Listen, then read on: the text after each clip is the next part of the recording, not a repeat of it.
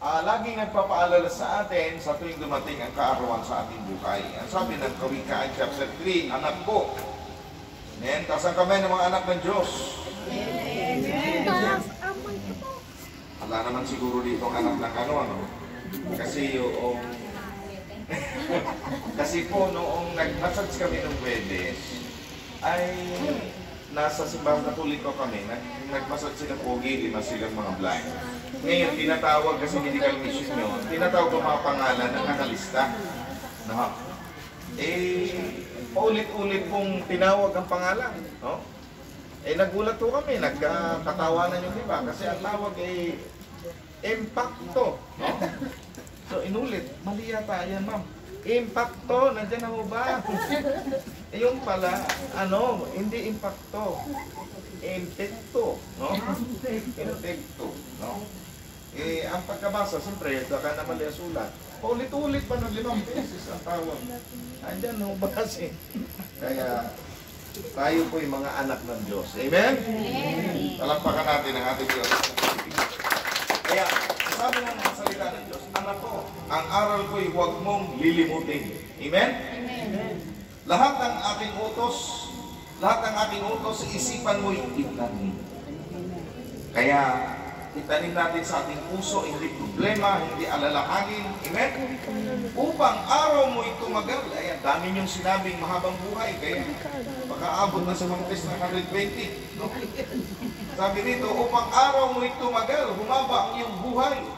At maging masagana sa lahat ng kailangan. Sino ang gusto mahabang buhay? Nasa bahay. Sino ang gustong sumagana sa lahat ng bagay? Amen. Mga kapatid, kapag inuna ang Diyos at ang laman ng puso at isip natin ay sigag, salita ng Diyos, hahaba ang buhay natin at sasagana tayo sa ating mga pangangailangan. Amen? Amen. Amen po ba? Amen. Kaya ako'y hangang-hangang sa aking asawa eh. Dahil sa tuwing ako ay nagkaroon ng love gift, nararamdaman niya. Oo. May pera ka, no? Sabi ko, nung nalaman, malakas ang radar niya, no? Sabi ko, ibang klase ang ito. Isipin mo, nasa anggat ako. Talaga hindi ko makalimutan yun. Napakatalim ng kanyang paningin. Nasa anggat ako.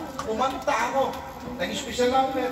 Binigyan ako ng pera. Noong unang bigay, 1,000. Kumanta ulit. Nagbigay ulit ng 1,000. Aba, pagdating ko sa bahay, sabi niya, may pera ka, no? Paano mo nalaman?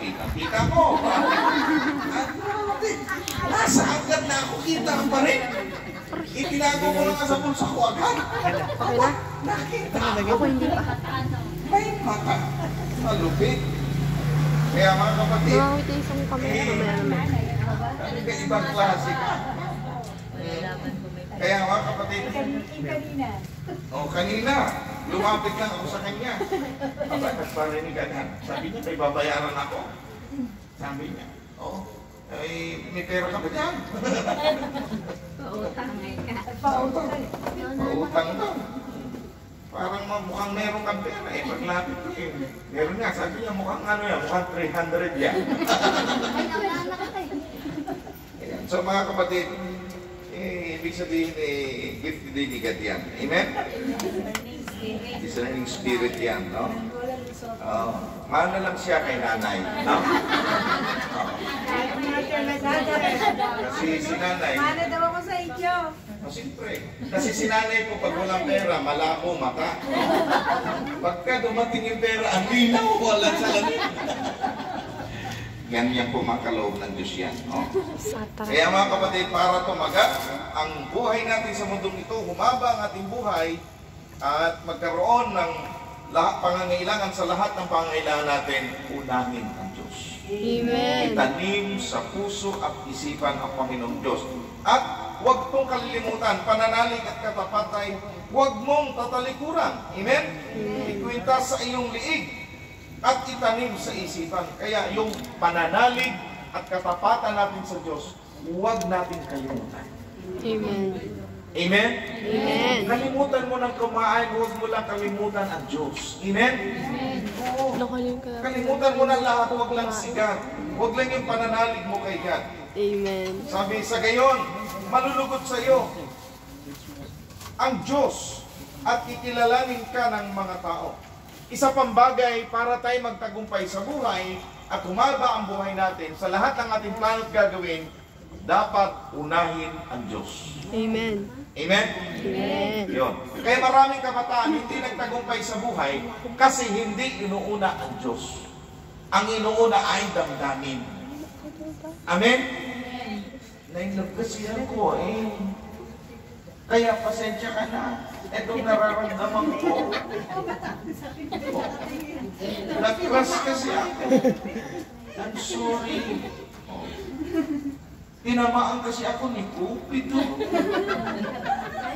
Kaya wala akong magagawa.